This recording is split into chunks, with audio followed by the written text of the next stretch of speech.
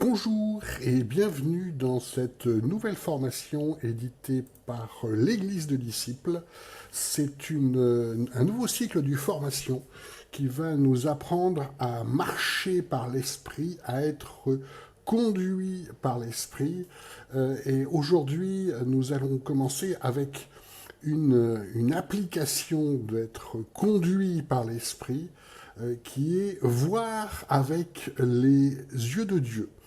Alors, nous faisons ces modules de formation tout simplement parce que nous sommes aperçus que l'enseignement sur le Saint-Esprit est en fait très peu diffusé dans les églises. En règle générale, voilà ce qui est connu le plus souvent. Tout le monde se souvient de Jean 3,16, car Dieu a tellement aimé le monde qu'il a donné son Fils unique afin que quiconque croit en lui ne périsse point, mais qu'il ait la vie éternelle. Donc le raisonnement le plus courant, c'est de dire, voilà, à partir du moment où je m'intéresse à Jésus, j'essaye de suivre ses commandements, ben c'est bon, le salut est assuré puisque j'ai reconnu Jésus, en fait. Hein.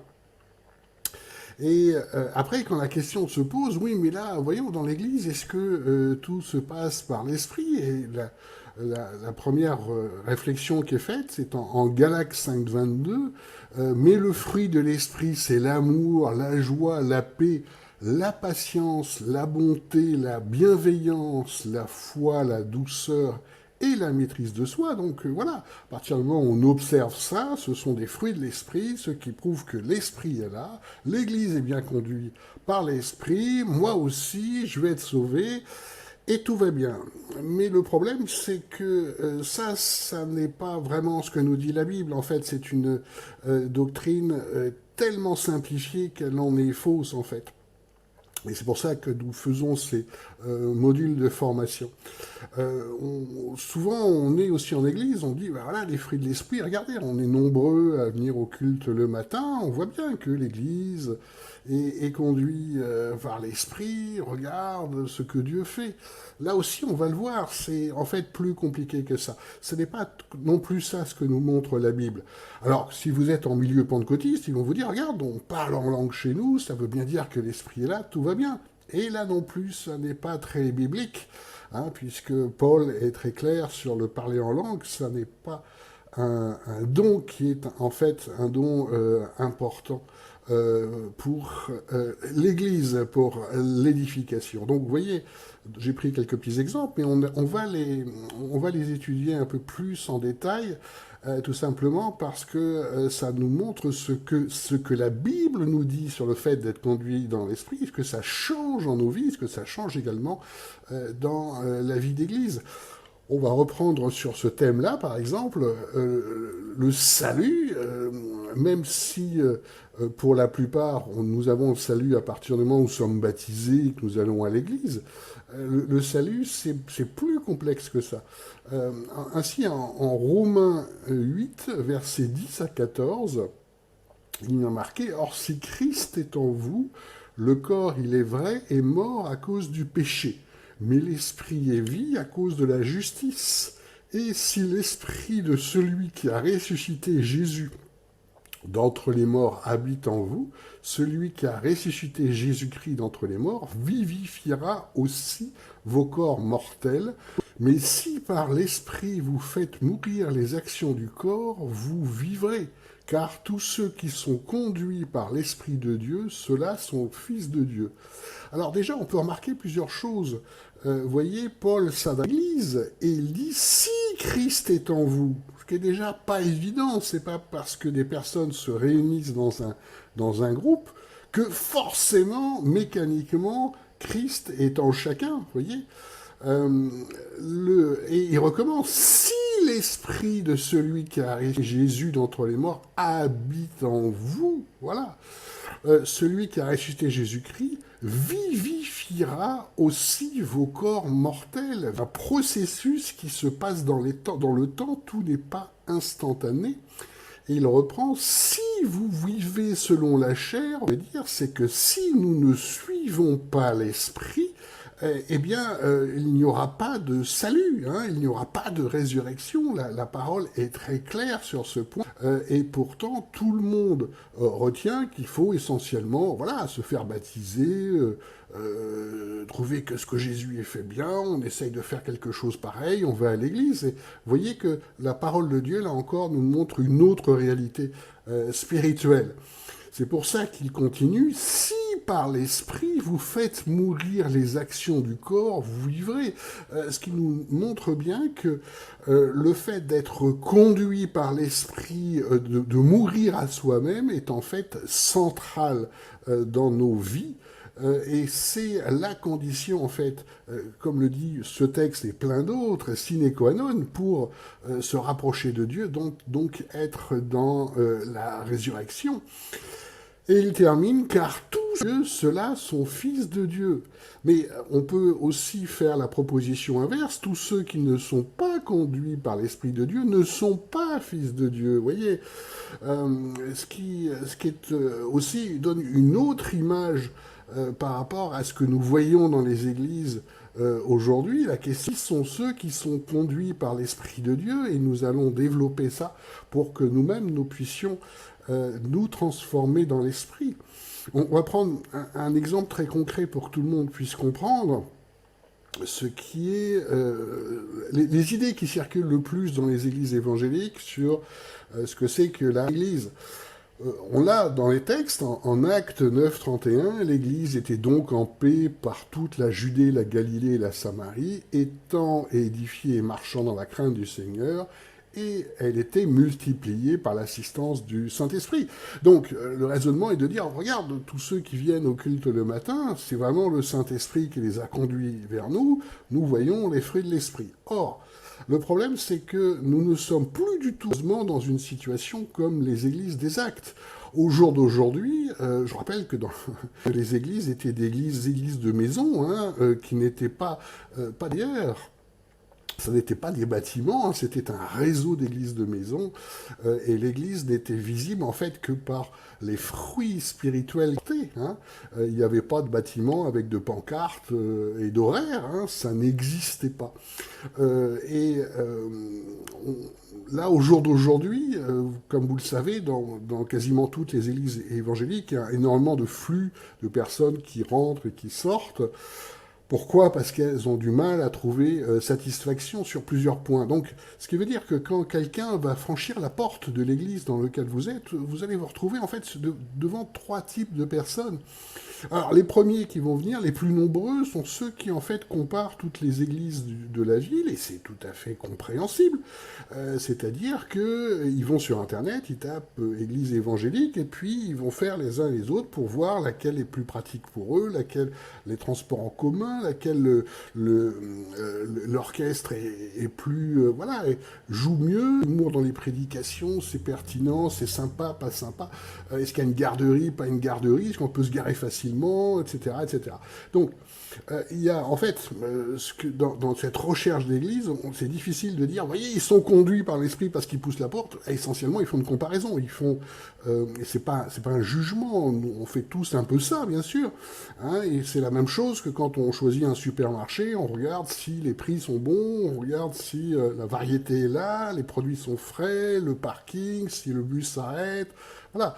Et en fait, au final, on choisit un supermarché parce qu'on trouve surtout que les prix sont bons, les promotions, bon, c'est tout un ensemble de critères. Alors, pour reprendre l'exemple du supermarché, oui, parfois on peut dire que l'esprit va nous pousser à aller à un endroit à un autre, mais dans 90% des cas, on choisit notre supermarché parce qu'il y a des promotions, parce que ce n'est pas cher, parce qu'il y a de la variété, parce qu'il y a un parking. Tout ça est très humain. Et nous sommes dans des époques où les églises, c'est un petit peu dans le même mode de consommation, hein, et quand les critères en fait de choix d'une église par rapport à un autre, ça devrait être spirituel, mais ne nous leurrons pas, c'est en fait des choix qui sont très humains, voilà. Et si vous voulez avoir du monde dans votre église, faites de la bonne musique, mettez de l'humour dans les prédications, et surtout n'abordez pas les sujets qui fâchent. Soyez sympa, faites des activités, ayez un local agréable, un parking, pensez au maire avec des activités pour les enfants. Vous aurez du monde, vous aurez du monde, hein, vous répondez à un certain besoin en fait. Donc ça, c'est la type de personnes qui franchissent les portes. L'autre type de catégorie de personnes, par expérience, qui franchissent les portes des églises, et de beaucoup d'églises, en fait, ou même toutes les églises de la ville, sont en général des personnes un peu confuses, qui ont des difficultés personnelles importantes, et c'est très difficile, effectivement, de les faire avancer. Il y a toujours des blocages importants, et ceux-là sont bien connus. En fait, elles vont faire absolument toutes les églises, parce qu'on n'a pas vraiment de solution. C'est bloqué, hein, c'est véritablement bloqué en eux pour ces personnes-là, malheureusement, et tous ceux qui sont habitués dans les églises les connaissent très bien, hein. Ils vont faire le tour de toutes les églises jusqu'à trouver une église qui a à peu près qui permet de gérer à peu près ça. Voilà tout. Donc le fait d'être poussé par l'esprit, c'est pas évident non plus. Là. Il y a une troisième catégorie de personnes aussi qui va pousser la porte de l'église, c'est ceux qui ont été en fait, qui se sont vraiment frustrés dans les églises où ils étaient, parce qu'ils n'ont pas vraiment eu de place, ils n'ont pas pu extérioriser leurs dons ou leur ministère, ce qu'ils voyaient ne leur plaisait pas par rapport à Dieu. Là, effectivement, dans ces personnes-là, il y en a un certain nombre qui seront effectivement conduits par l'Esprit pour trouver l'Église dans laquelle ils pourront avoir la place que Dieu veut. Mais si on fait le total de toutes ces personnes, combien sont vraiment guidés par l'esprit? Peu, hein, vraiment peu. Donc vous voyez un exemple de l'habitude de spiritualiser en fait ce qui se passe humainement parlant. On rajoute toujours un coup de Saint-Esprit ou de Dieu parce que c'est une église, mais quand justement par l'esprit, quand on voit de façon spirituelle ce qui se passe, ça n'est pas toujours le cas. Et nous allons justement étudier ça aujourd'hui. La Bible nous montre un autre exemple, qui est la stratégie de Jésus. Jésus n'était pas du tout préoccupé par le fait d'avoir le plus grand nombre de disciples que les pharisiens. Il avait même un tout petit nombre de disciples, puisqu'il se focalisait sur la formation de disciples. En fait, le fait de remplir des salles était totalement inconnu de la logique de Jésus. Hein. Voilà ce que Jésus cherchait en Jean 15, versets 7 à 8. « Si vous demeurez en moi et que mes paroles demeurent en vous, demandez tout ce que vous voudrez et cela vous sera accordé. En ceci, mon Père est glorifié, que vous portiez beaucoup de fruits et que vous deviendrez mes disciples. » Voilà la définition des disciples selon Jésus. On voit, les disciples, c'est vraiment des personnes qui le suivent, demeurent en moi dans le Saint-Esprit. C'est pour ça que nous faisons ces modules de formation sur le fait d'être conduit par l'Esprit. Demandez tout ce que vous voudrez, vous cela accordé, c'est-à-dire que la prière, vous verrez que ce que vous demandez par la prière, selon la volonté de Dieu, est accordé. En fait, c'est très puissant spirituellement parlant. Ensuite, donc Dieu, bien sûr, est glorifié. Il y a beaucoup de fruits dans tout ce que vous faites, puis vous deviendrez les disciples. Voilà le raisonnement de Jésus. Ça n'a strictement rien à voir avec ce que nous avons vu tout à l'heure pour les personnes qui franchissent. Hein, même avec de bonnes intentions, la question n'est pas là, la porte de vos églises, voyez.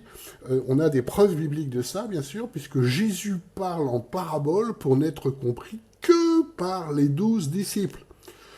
En Matthieu 13, 23, il explique, hein, et celui qui a reçu la semence dans la bonne terre, c'est celui qui entend et comprend la parole, qui par conséquent porte du fruit, et un grain en produit 100, l'autre 60, l'autre 30. Voilà les disciples, ceux qui l'intéressent, ceux auxquels il va se focaliser. Les autres, il le sait très bien, et vous pouvez relire cette parabole, la parabole du semeur. Il sait très bien qu'ils ne vont pas aller loin et ça ne va pas être possible par rapport à ça. Vous voyez bien que Jésus ne s'intéresse absolument pas à savoir si l'orchestre joue juste ou pas trop fort ou pas, si la température du chauffage est bonne ou pas. Ça, c'est des préoccupations strictement humaines actuelles, modernes.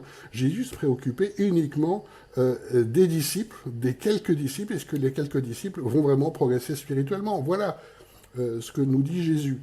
On l'a également en Matthieu 5, 13. « Vous êtes le sel de la terre, mais si le sel perd de sa saveur, avec quoi sera-t-il salé? Il n'est plus bon à rien, sinon à être jeté dehors et être foulé aux pieds par les hommes. Voilà ce que nous explique Jésus, c'est que si vous n'êtes pas véritablement disciple, si votre lumière ne rayonne pas, je n'ai rien à faire de vous.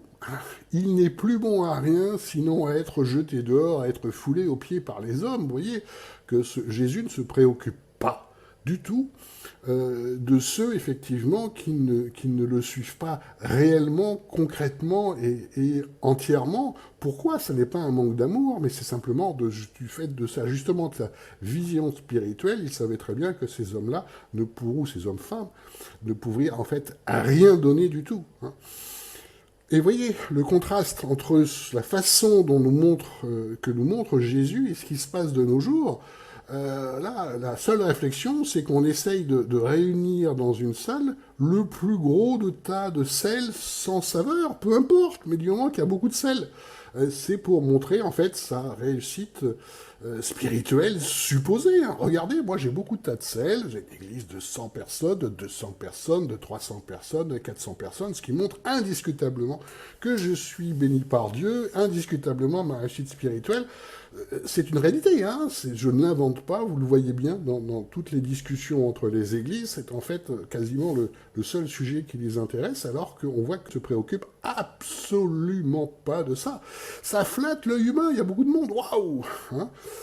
Mais Jésus nous montre, et notre œil spirituel par l'Esprit doit nous montrer, mais enfin, combien de disciples? Ça doit être notre seule préoccupation. Si dans une église de 200 personnes, il y a 10 disciples, on doit se focaliser sur des disciples et se demander, en fait, mais quel est l'intérêt d'avoir 200 personnes? Est-ce que vraiment c'est ce que Dieu nous demande?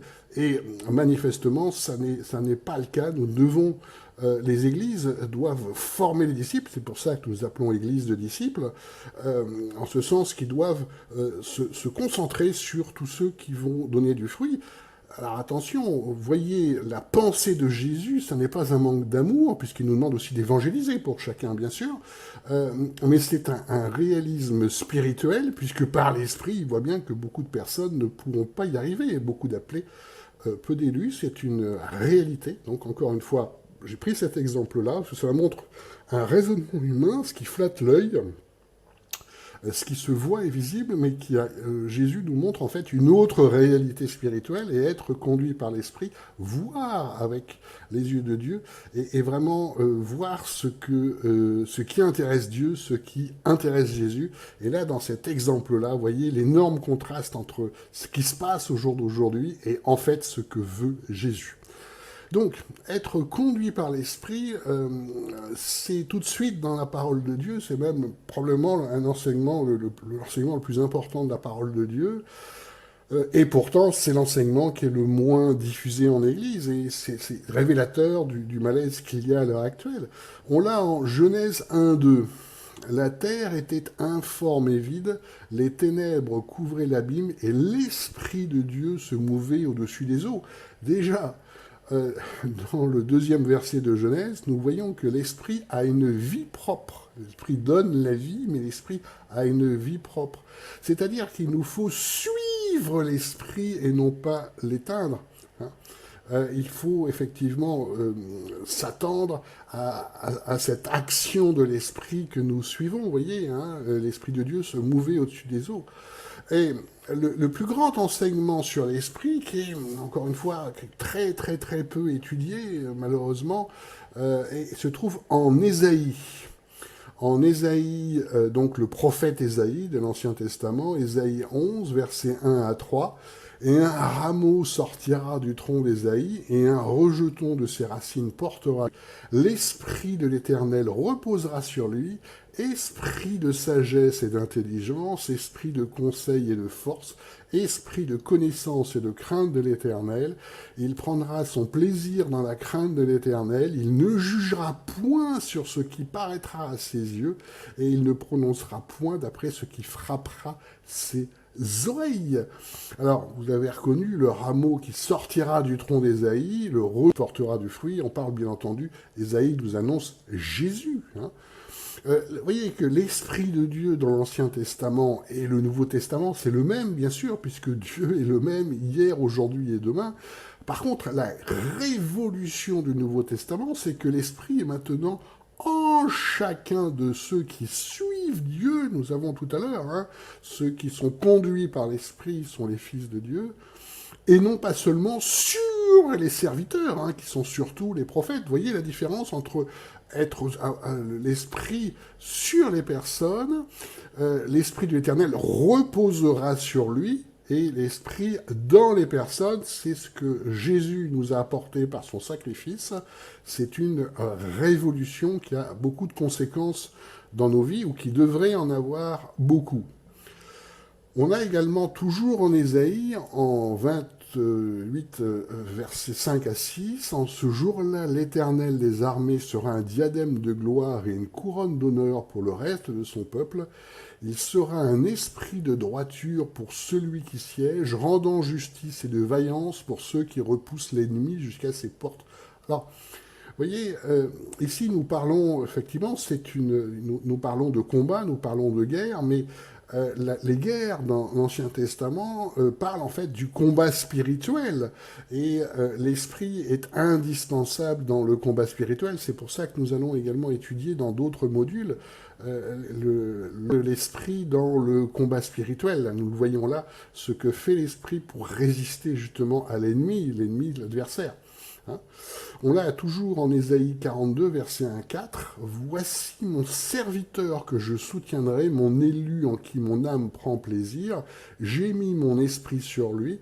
Il fera régner le droit parmi les nations. Il ne criera point, il n'élèvera point sa voix, ne la fera point entendre dans les rues. Il ne brisera pas le roseau froissé et n'atteindra pas le lumignon prêt à mourir.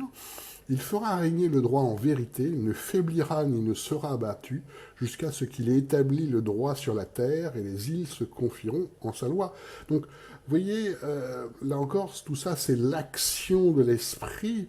Il y a beaucoup d'applications, en fait, pour restaurer les blessés. Vous voyez, il ne brisera pas le roseau froissé, n'éteignera pas le lumignon prêt à mourir. Au contraire, c'est la vie, véritablement. Et nous voyons que Dieu, par l'esprit, fait des révolutions sans violence, en fait. Hein. On prend un exemple très simple dans la Bible. Moïse n'a pas conduit une révolte des esclaves qui mettait tout à feu et à sang. Et dans l'histoire moderne, on a par exemple Martin Luther King, qui est un prophète social. Donc un prophète, ça agit par l'esprit. On voit qu'il a fait une révolution, mais il ne voulait pas de violence. Il suivait bien la volonté de Dieu, contrairement à d'autres mouvements qui prônaient beaucoup plus la violence. Donc nous allons étudier aussi cette action de l'esprit en nous. Toujours en Ésaïe, nous avons en Ésaïe 61:1, « L'Esprit du Seigneur, l'Éternel, est sur moi, parce que l'Éternel m'a oint pour porter la bonne nouvelle aux malheureux. Il m'a envoyé pour panser ceux qui ont le cœur brisé, pour annoncer aux captifs la liberté et aux prisonniers le retour à la lumière. » Vous voyez, il est très clair que déjà en Ésaïe, on nous parlait d'évangélisation. Hein, c'est pourquoi vous trouverez plusieurs modules de formation à l'évangélisation, qui est une application majeure dans le fait d'être conduit par l'Esprit. Dans notre chaîne Église de disciples, hein, vous trouverez... en fait, le thème central, c'est toujours être conduit par l'Esprit dans les différents modules de formation. Donc, vous voyez, pour reprendre le premier passage d'Ésaïe, les dons véritablement de l'Esprit sont très variés, sont très importants. L'Esprit de l'Éternel se reposera sur lui, esprit de sagesse, d'intelligence, conseil et de force, connaissance et de crainte de l'Éternel. Là, on va étudier à chaque fois, effectivement, comment l'esprit agit en nous et comment nous devons faire, effectivement, pour le comprendre et suivre l'esprit qui suit la dynamique que Dieu veut. Aujourd'hui, nous allons étudier le premier module. Le premier module, c'est voir avec les yeux de Dieu. Pourquoi ? Parce qu'en Ésaïe, on frappera ses oreilles. Là, nous voyons une des premières applications de l'esprit, voir avec les yeux de Dieu et non pas avec notre regard humain. Dans le monde, nous jugeons sur les apparences, hein, c'est tout à fait clair, la classe sociale, le physique, mais en fait, ça, Dieu nous montre tout à fait une autre vision et par l'esprit nous pouvons l'acquérir. Mais il n'y a pas que dans le monde, hein. En Église, il y a beaucoup d'églises en fait où nous voyons ce regard humain à l'œuvre, bien entendu, hein.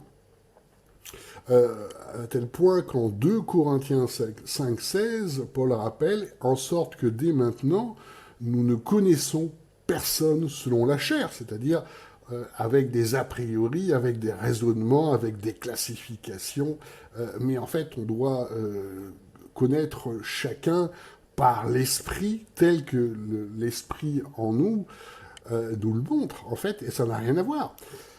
Ça n'a à tel point rien à voir que malheureusement la réalité de la vie d'église, et j'entends beaucoup de témoignages sur ces questions-là, nous montre une réalité strictement en fait humaine. Dans beaucoup d'églises, vous avez des strates, hein, des clans, des classifications en fait, hein, c'est-à-dire il y a ceux qui ont une position enviable dans la société, il y en a ceux qui sont beaucoup plus en difficulté ou beaucoup plus pauvres, et vous voyez que au lieu effectivement de se réunir dans l'esprit, nous voyons qu'il y a un différent clan. Vous avez dans des églises pentecôtistes par exemple tout le clan de ceux qui parlent en langue, qui regardent un peu bizarrement ceux qui ne parlent pas en langue. Enfin, nous avons toutes sortes de classes qui sont en couple, qui regardent ceux qui sont célibataires. Enfin, oui. La réalité en fait de nos vies d'église nous montre des classifications du monde qui sont tout à fait concrètes en fait, qui ne devraient pas être en église, mais qui le sont, hein. C'est une vérité par rapport à ça. On va prendre un autre exemple aussi, la vie d'église. Alors, soyons clairs, là, nous parlons des applications de l'esprit. Les églises, rappelons, sont constituées par chacun. Donc, ce n'est pas le fait de montrer du doigt une église, c'est effectivement de montrer du doigt tout ce qui, en nous, n'est pas de Dieu. Et il y a tellement de choses, hein. Alors, bien entendu, ça se manifeste de façon extrêmement visible dans les églises, hein. On va prendre un autre exemple. Dans la vie d'église, les sujets en fait d'un conseil d'église sont très clairs, hein. C'est justement la salle, le nombre de personnes qui vient au culte, est-ce que le son est plus ou moins fort, le montant en fait des offrandes. Il y a en fait, alors soyons tout à fait clairs, il est normal de gérer. On l'a dans la Bible, l'exemple des diacres, hein, des diacres qui géraient les offrandes pour les pauvres. Vous voyez ce qu'ils géraient? Les offrandes pour les pauvres, c'est qu'était l'activité la plus importante de gestion d'église. De nos jours, 90% en fait du budget est consacré à autre chose, à la salle, au salaire, à plein de choses. Mais nous voyons que nous n'avons pas la même chose. Les diacres dans la Bible sont remplis d'esprit. C'était la première qualification, toujours la même chose, pour qu'ils aient une vision spirituelle. Or, nous voyons au jour d'aujourd'hui, les préoccupations qui sont exprimées dans à peu près tous les conseils d'église sont les mêmes, hein. Vous allez changer d'église, vous allez avoir le même ordre du jour. Combien il y a de personnes dans l'église, est-ce que faut-il, oui ou non, une garderie? Quel est le bon horaire? Est-ce que la musique est trop forte? Est-ce que le parking est suffisant? Etc., etc. Est-ce qu'il faut rajouter un culte ou pas? Est-ce que... Et ce qui est triste, c'est de voir que par rapport à l'Église que nous montre la Bible, avec cette préoccupation, je vous rappelle, 2 préoccupations, hein. La première préoccupation qui est vraiment de former les disciples, et la deuxième préoccupation avec les diacres, c'est de s'occuper des pauvres. Voilà, deux préoccupations de vie d'Église. Nous en sommes rendus, au jour d'aujourd'hui, à gérer, en fait, très humainement parlant, tout ce qui devrait être, en fait, essentiellement spirituel. Donc la question est toujours la même, mais enfin, où est-ce que l'esprit est à l'œuvre? où est-ce que se fait les yeux de Dieu? Parce que Dieu, encore une fois, ne voit pas les choses comme ça. Hein. Je vais faire 2 témoignages pour qu'on comprenne bien. J'étais dans une église, par exemple, où il y avait une réunion qui m'intéressait, c'était sur le célibat, parce que c'est vrai que j'avais remarqué que dans les églises, ceux qui étaient célibataires souffraient énormément d'être mis à part, de se regarder bizarrement par ceux qui s'étaient en couple, en disant il y a quelque chose qui ne se va pas, regarde, elle est toujours, ou il est toujours célibataire. Donc c'était intéressant, et je me suis rendu à cette réunion, en fait, mon intention était certainement pas de parler, je voulais surtout écouter les témoignages des uns et des autres pour comprendre ce qui se passait dans cette église. Et je me suis présenté rapidement, et en un mot, je disais, voilà, moi je suis quelqu'un qui a une vie, je me suis défini un peu comme solitaire sociable, pourquoi? Parce que j'ai besoin de passer énormément de temps dans la méditation avec Dieu pour écouter ce qu'il a à me dire, et je fais bien sûr toujours ça, c'est même quelque chose de très important. Hein. Et ils n'ont pas compris. C'est-à-dire que dès que j'ai dit cette phrase-là, j'ai senti qu'il y avait une incompréhension, et on me disait à droite et à gauche, mais non, un solitaire, alors qu'on est censé être tout le temps avec les autres, ça n'est pas ce que nous dit, hein. La Bible nous dit aimez-vous les uns les autres. Mais Jésus lui-même se retirait régulièrement pour prier. En fait, j'ai rien dit d'extraordinaire, mais ça a été absolument pas compris. Ça a été pas du tout compris sur un plan spirituel, puisque effectivement, je passe beaucoup de temps dans la journée à méditer, c'est-à-dire non pas à réfléchir, mais à écouter ce que Dieu a à me dire. Et je continue à le faire, bien sûr, parce que c'est comme ça que je fais tout ce que je dois faire, y compris ces vidéos.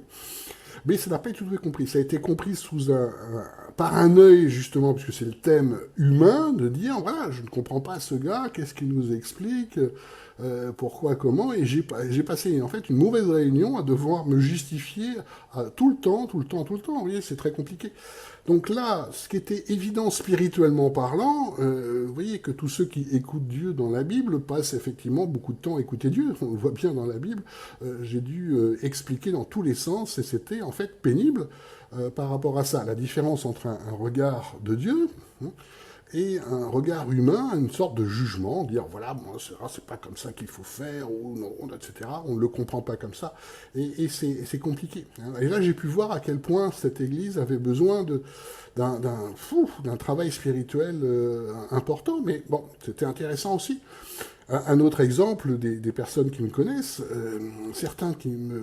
J'aimerais vraiment qu'ils me posent toujours la même question, ceux qui me connaissent depuis un certain temps, où en est le travail pour Dieu, hein, puisque c'est ça ce qui doit nous guider, et qui me guide en particulier. Or, ceux qui j'ai connus dans les églises, hein, les questions qu'ils ont, malheureusement, j'ai pas cette question-là, c'est de savoir si je gagne de l'argent ou pas, si j'ai un poste stable ou pas.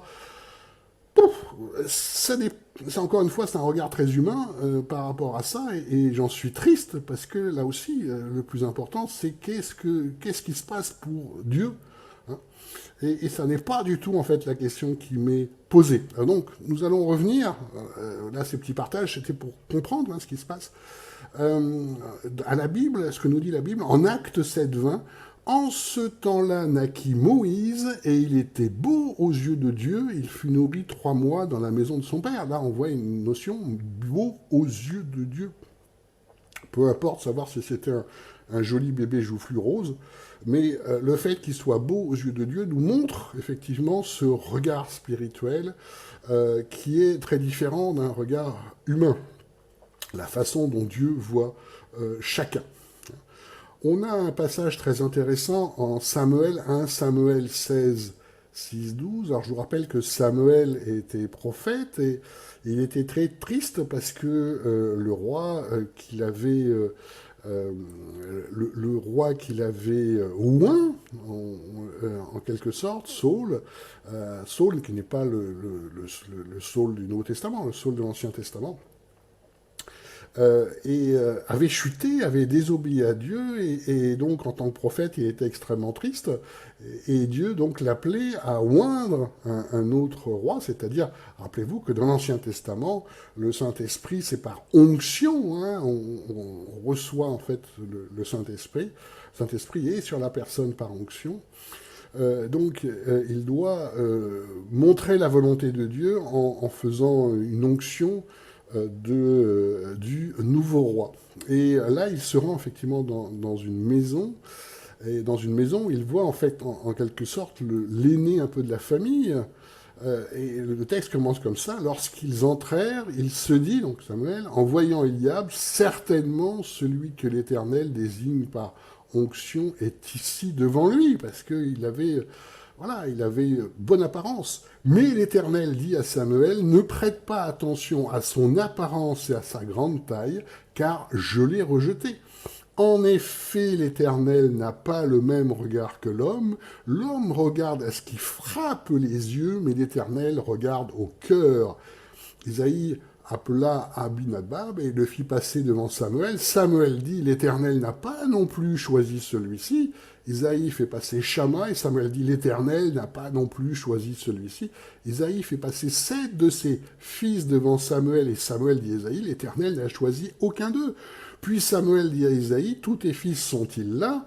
Il répondit, il reste encore le plus jeune, mais il garde les brebis. Alors Samuel dit à Isaïe, envoie quelqu'un le chercher, car nous ne prendrons pas place avant qu'il ne soit arrivé.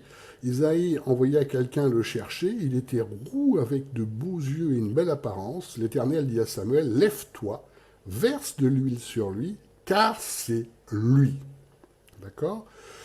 Donc, vous voyez, dans un premier temps, parce que les premiers fils sont grands, beaux, sont des aînés aussi, hein, c'était important dans le contexte de l'époque, il semblait évident pour des yeux humains que c'était eux qui étaient choisis. Saul, d'ailleurs, était un roi qui était beau et de grande taille, hein, qui était roi, en fait, par Samuel. Mais vous voyez que c'est là, c'est vraiment, non pas le regard humain qui est écrit dans le texte, mais le regard de Dieu. Ne prête pas attention à son apparence et à sa grande taille, car je l'ai rejeté.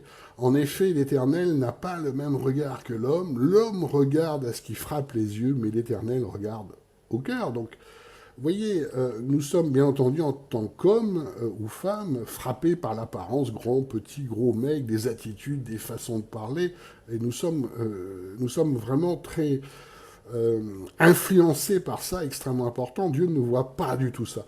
Il regarde à l'essentiel le cœur. Alors le cœur, attention, c'est pas le cœur tel que nous l'entendons, c'est-à-dire un peu le siège des sentiments, hein, le cœur des amoureux. Non, c'est pas ça. Le cœur, chez les Hébreux, et en toute la Bible, c'est beaucoup plus que ça. Ce sont nos aspirations, nos intelligences, ce qui nous anime. Le vrai nous, en fait, hein, on peut aussi le voir comme forme d'âme, hein, en quelque sorte. C'est nous, hein, véritablement, qui nous sommes. D'accord? Notre vrai nous, celui que Dieu attend chez nous, ce que Dieu veut que nous soyons. C'est pas du tout ce que nous croyons être, c'est pas du tout ce que la société nous renvoie, ce que nous cherchons à montrer. Voilà, ça n'a rien à voir. On va prendre un exemple très simple dans la Bible. Vous avez un très grand prophète, tel que le dit Jésus, qui est Jean-Baptiste. Rappelez-vous, c'est celui qui donne les baptêmes et qui a fait le baptême dans le Jourdain, qui a fait le baptême de Jésus. Son apparence, la Bible nous le décrit, il avait un manteau de poils de chameau et il mangeait des sauterelles et du miel. De nos jours, il serait appelé SDF, hein, clairement. Hein. C'était en fait, il vivait un peu comme un ermite, hein, et pourtant, Jésus lui parlait de lui comme d'un très grand prophète. Donc, vous voyez, les yeux de Dieu et les yeux humains sont totalement différents. Donc là, nous voyons une application de la façon dont les choses se font. Et on voit à un moment donné que Samuel dit à Isaïe, tous tes fils sont-ils là? Parce qu'il ne trouve pas en fait celui que Dieu veut. Il répondit, il reste encore le plus jeune, mais il garde les brebis. Pour sa famille, David n'était pas digne d'être présenté à Samuel puisqu'il était le plus petit, le plus cadet, hein, le cadet en fait. Il s'occupait de garder les brebis qui était une tâche subalterne. À l'époque, les bergers étaient méprisés. C'était la plus petite classe, hein, c'était des nomades qui traversaient les terres des autres avec leurs troupeaux et qui parfois volaient des bêtes, hein, pour leur propre compte. Donc c'était vraiment on va dire, les plus bas, pas les moins que rien, mais comment on pourrait te dire, vraiment les plus petits dans la société. Pourtant, Dieu choisit comme roi David, hein, et on sait à quel point le roi David a été très important dans la généalogie de Jésus. Euh, Dieu aussi nous montre aussi encore une autre chose, c'est que la révélation de la naissance de Jésus s'est fait d'abord, encore une fois, à des bergers, les plus petits. Donc Dieu ne voit pas comme nous, hein. Son regard est un regard spirituel. Vous voyez les apparences de cet homme, voilà, ses qualifications. Si on veut faire une plaisanterie, on pourrait dire, vous voyez, David, de nos jours, voilà, David se présente à Pôle emploi avec un CV sur lequel il est indiqué poste choisi roi. Expérience, c'est garder les brebis, chanter et danser. Tout le monde rigole, mais nous voyons bien que le regard du monde est en fait souvent ridicule. Hein. C'est bien David qui a été choisi comme roi, très grand roi selon la Bible, et qui nous a laissé tous les psaumes, qui était prophète également, et ces psaumes nous encouragent encore tous les jours. Hein. Vous voyez le contraste entre les cases dans lesquelles nous met la société et la façon dont Dieu nous regarde. Nous ne sommes pas du tout le regard du monde sur nous, bien entendu. En Dieu, nous sommes ce qu'il veut que nous soyons. Hein, et c'est ça qui est tellement important, notre mission, la façon dont Dieu nous regarde et la façon aussi dont nous regardons les autres. En esprit, nous allons chercher justement à avoir le regard de Dieu. Hein. Donc, vous voyez, dans ce passage, David a été choisi parce que Dieu voyait en lui effectivement son âme était belle, son âme était propre en fait à suivre et à être conduit par l'esprit. Hein. On l'a un peu plus loin. Rappelez-vous David et Goliath. Avant d'affronter Goliath, en 1 Samuel 17,37, David ajoute « L'Éternel m'a délivré de la griffe du lion et de la patte de l'ours, et il me délivra aussi de ce Philistin. » Donc là, nous voyons que David, par l'esprit, on a cité un peu aussi la notion que l'esprit nous donne la force, par l'esprit, a pu vaincre un lion et un ours. Si vous êtes déjà dans un zoo, vous êtes arrêté devant un ours ou devant un lion, vous n'avez absolument pas envie de vous battre avec lui. David l'a fait et a gagné, pas par ses forces, c'était un jeune berger, mais il l'a fait grâce justement à la puissance de l'esprit, à cette onction. Dieu lui a permis de faire ça, d'accord ? Et donc on voit d'ailleurs dans ce passage intéressant où Saul, donc le roi déchu, dit à David, vas-y donc, que l'Éternel soit avec toi. Saul avait quelques doutes, hein. C'est pour ça que d'ailleurs qu'il voulait que David prenne son armure. On voyait qu'il n'avait pas en fait ce regard spirituel, ce regard de Dieu sur chacun. C'était un regard très humain. Alors, pour bien comprendre comment Dieu voit les choses, nous avons un enseignement qui est très classique sur l'amour, mais qui est important. En 1 Corinthiens 13, verset 1-7, « Quand je parlerai les langues des hommes et des anges, si je n'ai point l'amour, je suis un airain qui résonne ou une cymbale qui retentit. Quand j'aurai la prophétie, que je connaîtrai tous les mystères et toute la science, et quand j'aurai toute la foi, jusqu'à transporter les montagnes, si je n'ai point l'amour, je ne suis rien. Et quand je distribuerai tous mes biens pour la nourriture des pauvres, et que je livrerai mon corps pour être brûlé, si je n'ai pas l'amour, cela ne me sert de rien. L'amour use de patience, use de bonté, la charité n'est point envieuse, l'amour ne se vante point, ne s'enfle point, elle n'agit pas malhonnêtement, elle ne cherche point son intérêt, elle ne s'irrite point, elle ne pense pas le mal, elle se réjouit pas de l'injustice, mais elle se réjouit avec la vérité. Elle excuse tout, elle croit tout, elle espère tout, elle endure tout. Voilà. C'est-à-dire qu'être conduit par l'Esprit de Dieu, on devrait avoir cet amour surnaturel en Église. Et malheureusement, la réalité est qu'on le voit très très peu à l'œuvre, alors que c'est bien ça. C'est cet amour extraordinaire qui n'est pas envieux, qui ne s'enfle pas, qui n'agit pas honnêtement, qui ne cherche pas son intérêt, qui ne s'irrite pas, qui ne pense pas le mal. Voilà. C'est cet amour-là que nous devrions voir en Église, c'est l'amour, effectivement, quand nous voyons les choses telles que Dieu les voit. Alors, je vais faire deux témoignages pour qu'on comprenne un petit peu. Une fois en église, j'avais reçu de Dieu que je devais construire cette église, effectivement, donc j'ai commencé à évangéliser et à ramener des frères.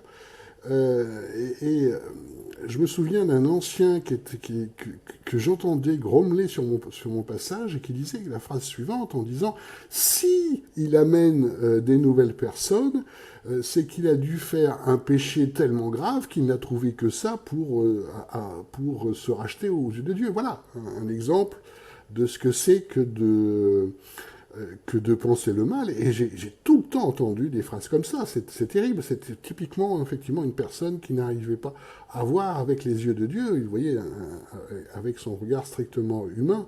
Et on voit que le regard et les pensées sont très liés par rapport à ça.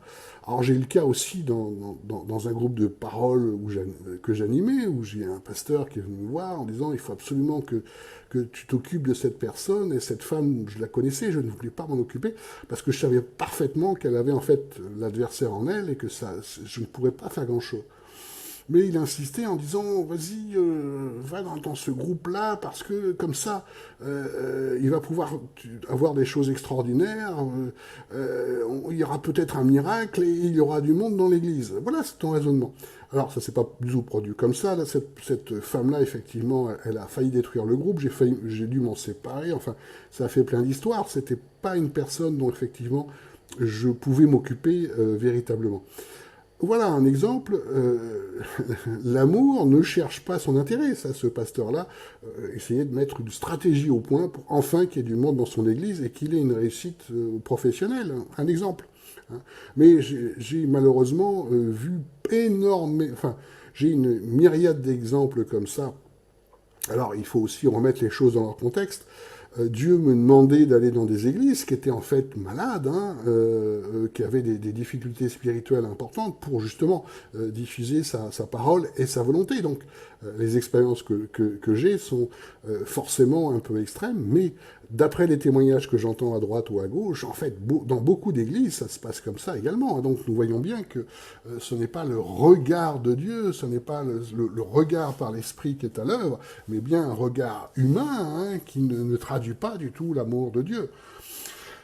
Dans la Bible, on a même un avertissement très clair, en Matthieu 18, 9, « Et si ton œil est pour toi une occasion de chute, arrache-le et jette-le loin de toi. Mieux vaut pour toi entrer dans la vie n'ayant qu'un œil que d'avoir deux yeux et d'être jeté dans la gêne du feu. » Donc, Jésus nous dit bien, il vaut mieux être borgne qu'avancer par la vue, par la chair, parce que c'est par la vue aussi que le péché peut arriver, comme nous le rappelle Jésus. Vous voyez l'importance de ce regard humain et le regard de Dieu, deux choses complètement différentes. Et nous, par l'Esprit, nous devons acquérir, nous rapprocher de ce regard de Dieu. Hein.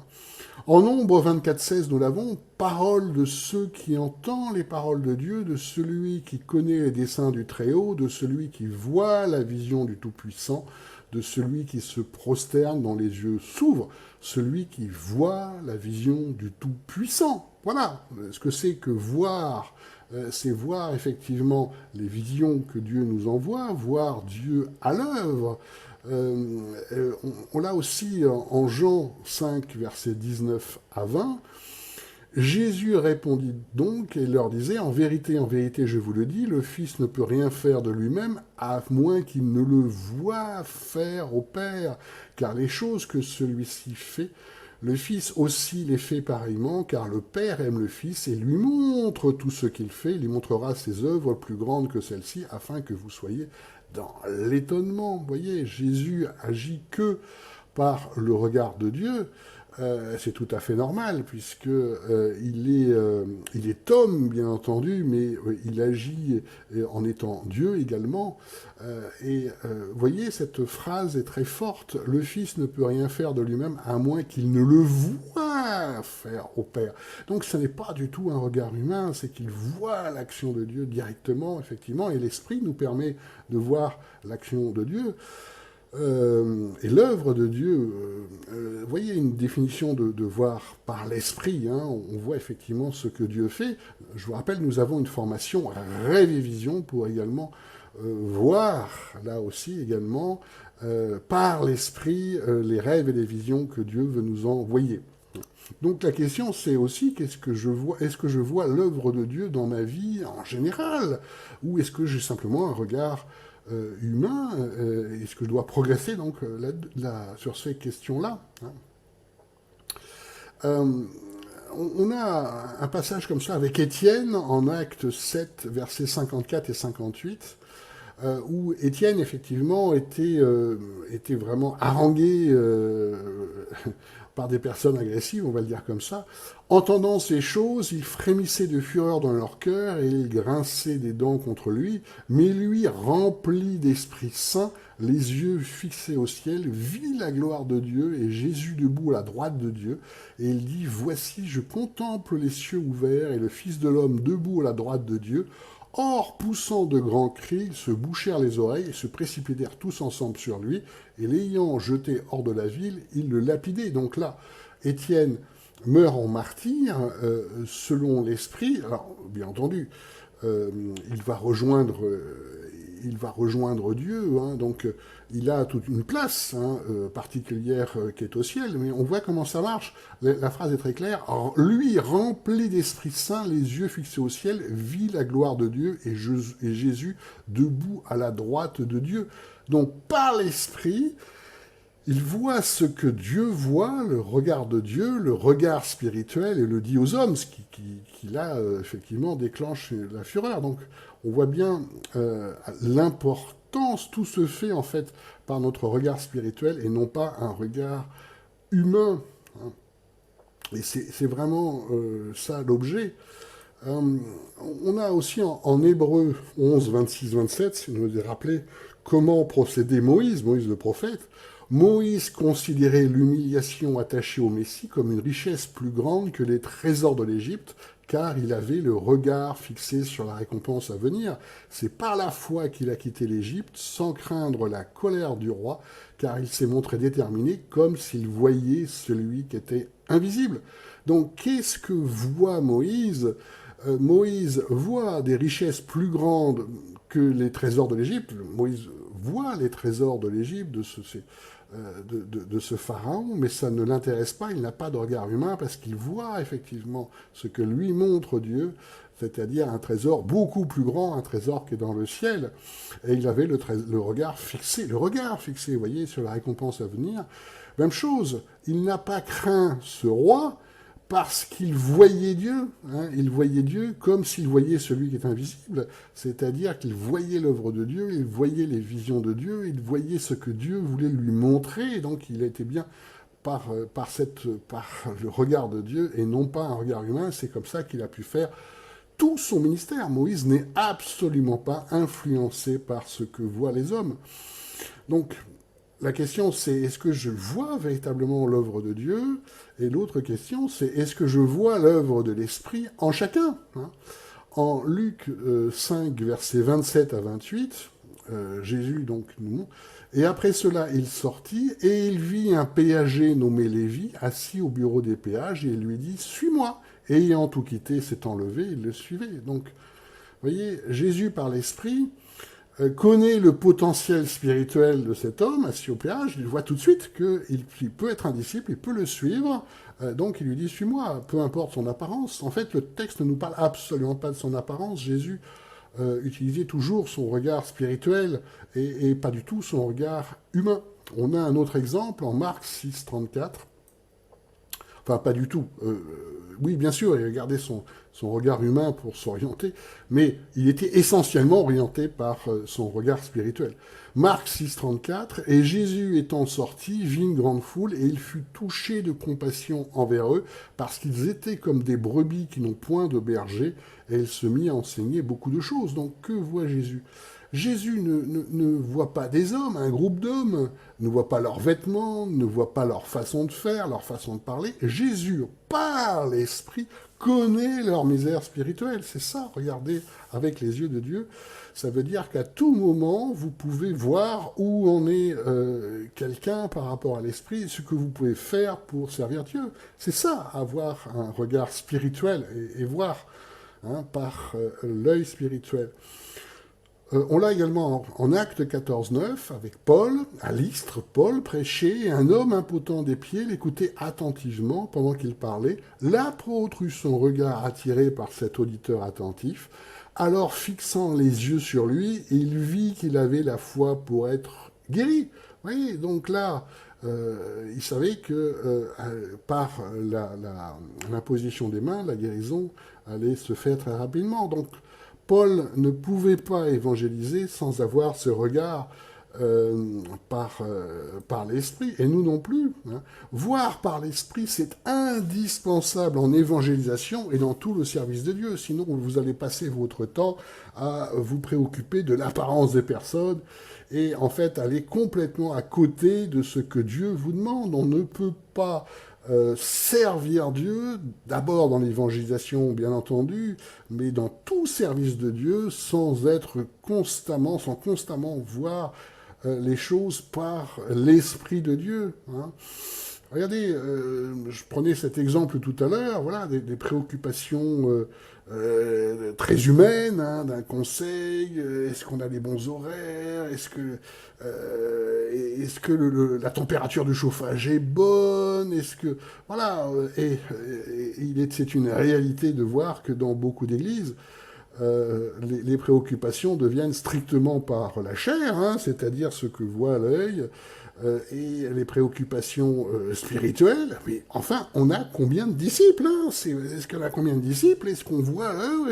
Et l'évangélisation est à l'œuvre, on voit les personnes changer, enfin... et on ne voit pas ça en fait. Hein.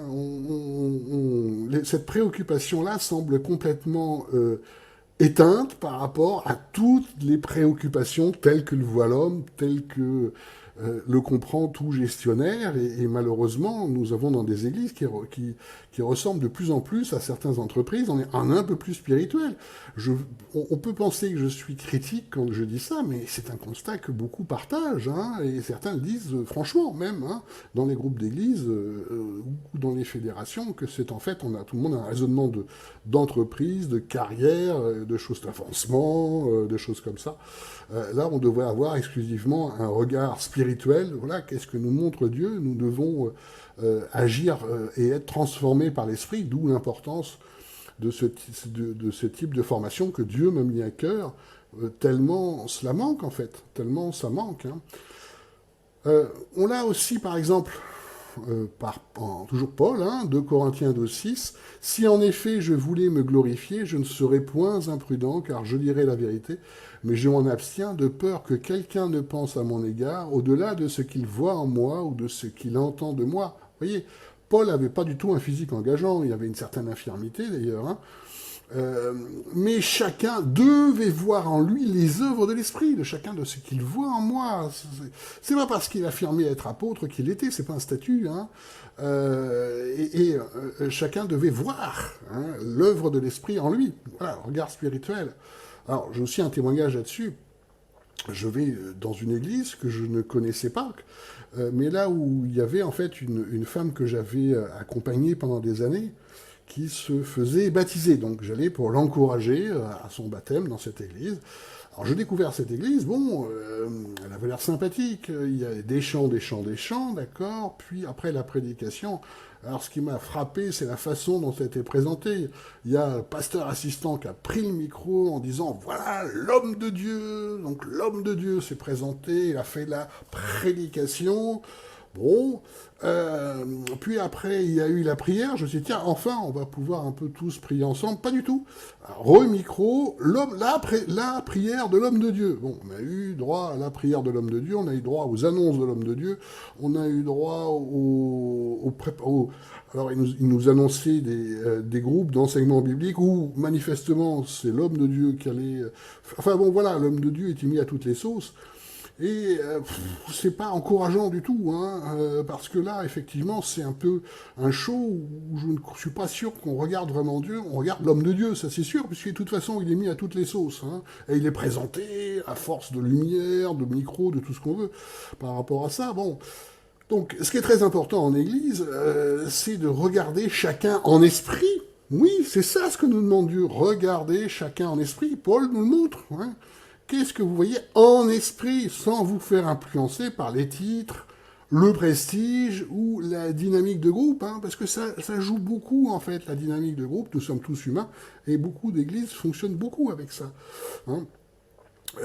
On rappelle un petit principe, là, justement, par rapport au regard spirituel. On est tous entraînés à faire ou penser comme le groupe. Hein. On a été conditionnés depuis le jeune âge par ça. Notre survie, pour revenir dans l'histoire de l'homme, dépend de notre acceptation par le groupe. Hein. La peur d'être rejeté est très importante chez chacun. Donc en fait, on va faire beaucoup de compromis parce que voilà, c'est comme ça que le groupe fait. On ne veut pas être mis de côté et ça nous motive énormément. Le gros problème, alors ça c'est humain, hein, on est tous comme ça par rapport à ça. Le problème c'est que cette peur d'être rejeté, qui est en fait pas souvent exprimée, mais dans les faits c'est ça éteint complètement notre regard spirituel et notre discernement. On le met de côté en disant, voilà, si je dis ça ou si je parle comme ça, je vais me faire mal voir et on se tait. On se dit, au moins, voilà, je suis là, je suis là et j'y reste. Ça marche comme ça, en fait, dans beaucoup d'églises, de groupements d'églises. Ouh là là, hein, comme ça, je suis en sécurité. C'est un fonctionnement très humain, très humain, qui s'explique parfaitement, mais ça n'a rien à voir avec un regard spirituel ou un regard par l'esprit. Et la conséquence de ça, parce que c'est une peur, la peur ne vient pas de Dieu, hein, la peur éteint typiquement le travail de l'esprit et notre regard spirituel. Pour revenir à ce que nous dit la parole de Dieu, en Genèse 1, nous avons 7 fois Dieu vit que cela était bon. C'est-à-dire qu'il vit l'œuvre, et il vit que cela était bon. Alors, c'est pas du tout un regard humain. Nous, par exemple, on peut avoir un regard quand on a fini de monter notre étagère Ikea, on en est content, voilà une bonne étagère Ikea. C'est pas ça. Hein. C'est véritablement un regard qui transcende en fait la matière, la réalité physique, qui se projette dans l'avenir. Voilà, j'ai déjà eu plusieurs visions sur la façon dont Dieu voyait les choses comme ça, et c'est vrai que c'est extraordinaire. Parce que la matière n'a plus aucune espèce d'importance hein, par rapport à ça. C'est vraiment... c'est des questions d'espace-temps qui sont très impressionnantes à voir en vision. Et c'est très intéressant parce qu'on voit que ça n'a rien à voir, encore une fois, avec un regard humain. Quand Dieu vit que cela est bon, c'est-à-dire qu'il a vu toutes les conséquences de ce qu'il a vu, de ce qu'il faisait par rapport à ça. Vous voyez, le regard de Dieu est tellement différent du nôtre, encore une fois. Ça n'a rien à voir avec les apparences. Un enseignement de la Bible très important, c'est que Dieu peut également fermer notre regard spirituel. Nous l'avons en Jean 12, versets 37 à 43.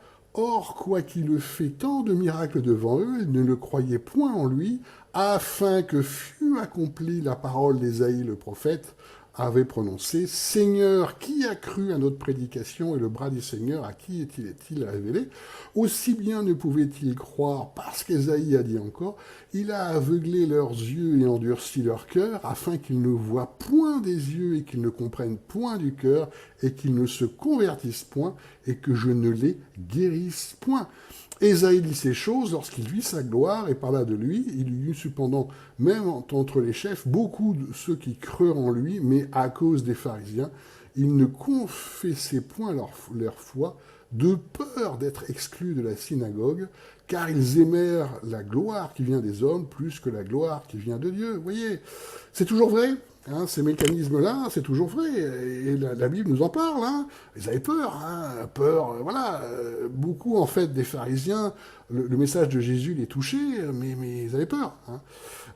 Ils avaient peur d'être exclus de la synagogue, et en fait, de ne plus avoir la gloire des hommes. Et on en parlait tout à l'heure, il vaut mieux avoir un gros tas de sel, même... c'est un sel sans saveur qu'un petit tas de sel qui a une vraie saveur. Jésus nous montre l'inverse. Voilà encore un regard humain, et la Bible nous parle très clairement de ça. D'accord ? C'est toujours vrai. Hein, il y a toujours des préoccupations très humaines, de carrière, de que va penser le groupe, etc. Et c'est très dommage parce que ça n'est pas l'œuvre de Dieu. Donc, voir les choses par l'Esprit de Dieu, voir toutes choses par l'Esprit de Dieu est tellement importante pour nous.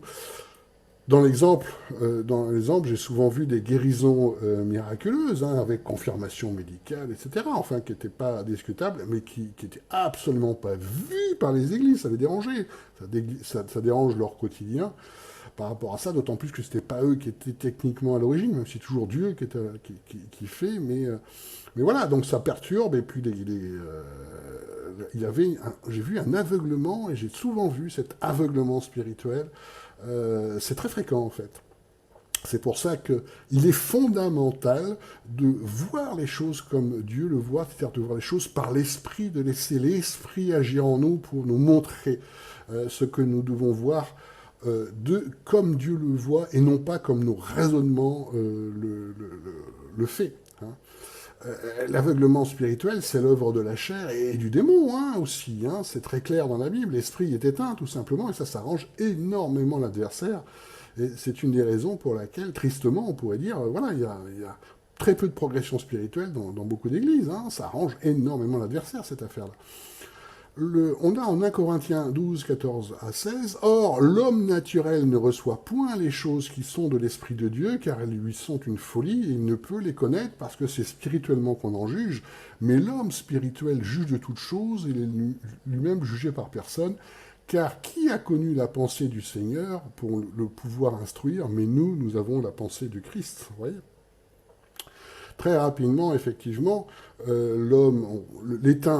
l'esprit s'éteint et l'homme redevient homme naturel qui ne reçoit plus les choses qui sont de l'esprit de Dieu. Hein. C'est ce qui fait qu'effectivement beaucoup d'églises sont si plates par rapport à l'esprit. On ne voit plus ce qu'on devrait voir, l'évangélisation, les prophéties, les guérisons, etc., etc. Tous les fruits spirituels ne sont absolument pas là. Hein.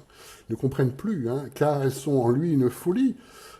Et ne peut les connaître. Vous voyez, on en est malheureusement là de façon très sérieuse. Et on en revient à l'exemple tout à l'heure. Oui, il est beaucoup plus humainement parlant logique de juste compter le nombre de personnes, mais ça n'a rien à voir avec ça.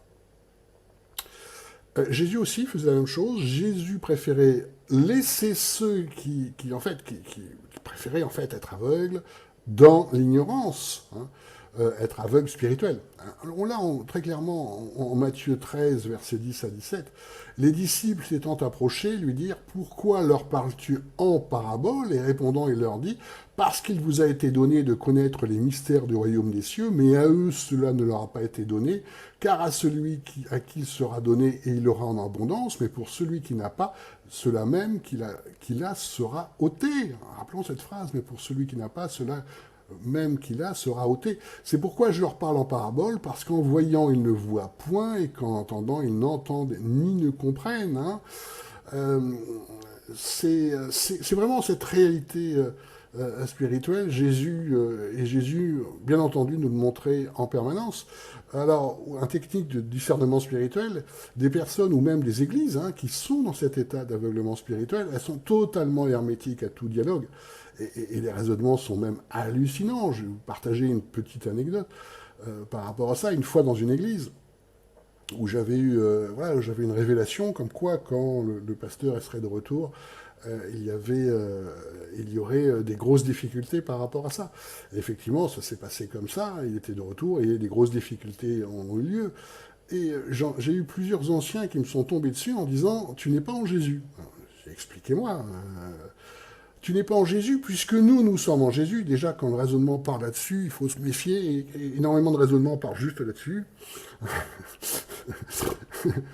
Et puisque nous ne savions pas ça et que nous sommes en Jésus, toi qui savais ça et qui étais donc en avance, tu étais en décalage par Jésus, donc tu n'étais pas en Jésus. C'est hallucinant, n'est-ce pas? Et c'est pourtant exactement ce qu'ils vont expliquer. D'accord?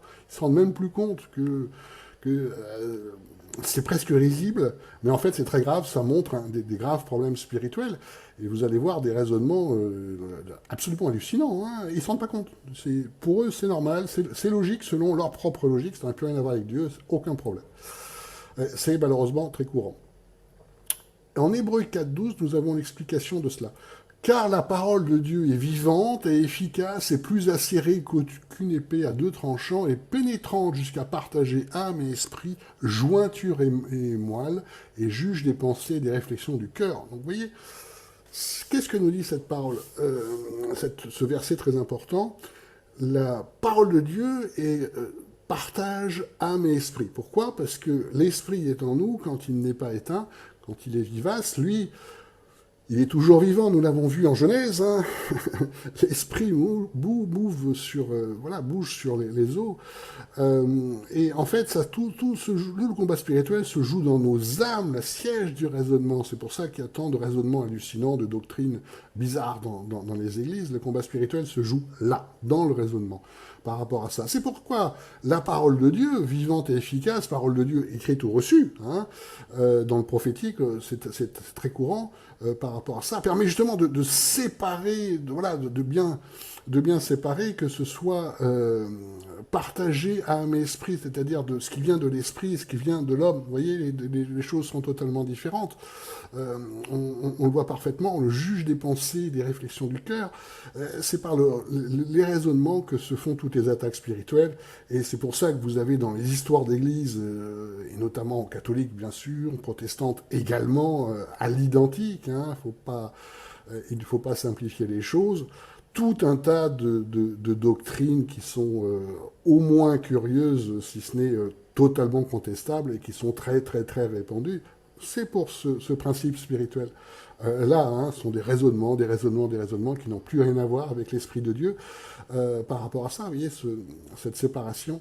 Et l'attaque spirituelle se fait énormément par le raisonnement. C'est pour ça que je vous partageais les fois qu'il n'y a plus aucun raisonnement n'est possible hein, dans ce genre de cas. C'est même pas envisageable en fait.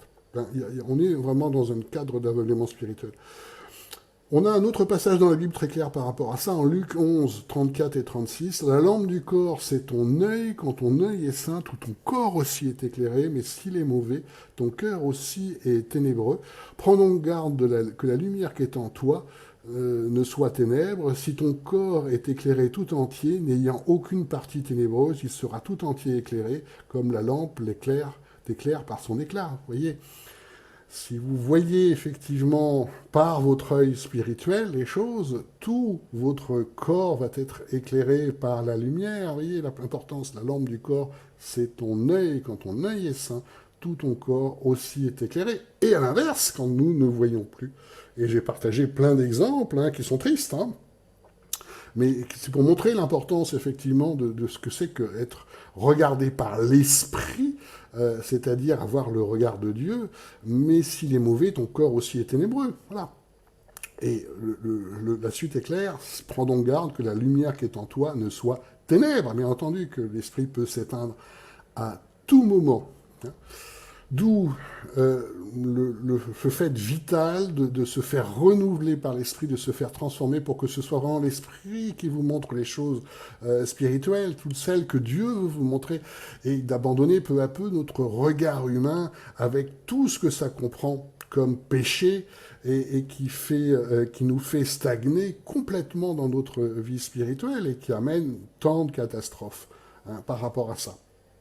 Donc, la façon de faire par rapport à ça, je vous encourage véritablement à commencer ce travail de prière dans l'esprit en demandant à Dieu de vous montrer ce qu'il voit pour ne pas être guidé par la chair mais par l'esprit. Ça sont des prières, c'est un exercice en fait et c'est le but de cette formation que vous puissiez faire des exercices avec Dieu, de vous entraîner. C'est comme un muscle, petit à petit vous verrez de plus en plus de choses par l'esprit et de moins en moins de choses humaines et vraiment continuer comme ça.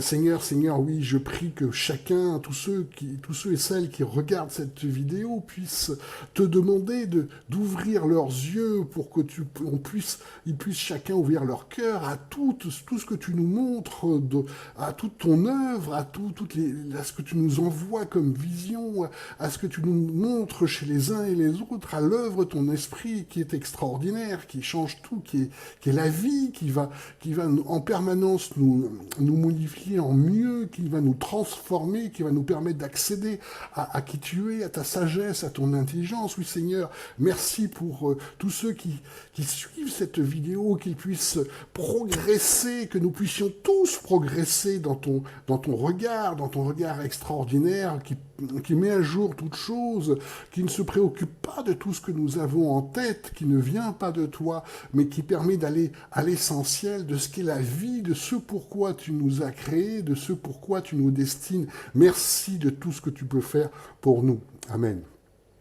Merci d'avoir suivi cette vidéo. Je vous encourage à suivre les autres modules, d'être conduit par l'esprit. Si vous appréciez cette formation, vous pouvez vous abonner à la chaîne et vous pouvez également nous faire un petit pouce bleu si vous avez apprécié ce moment. Je vous dis à une prochaine fois et bonne suite, toujours en étant conduit par l'esprit. Au revoir.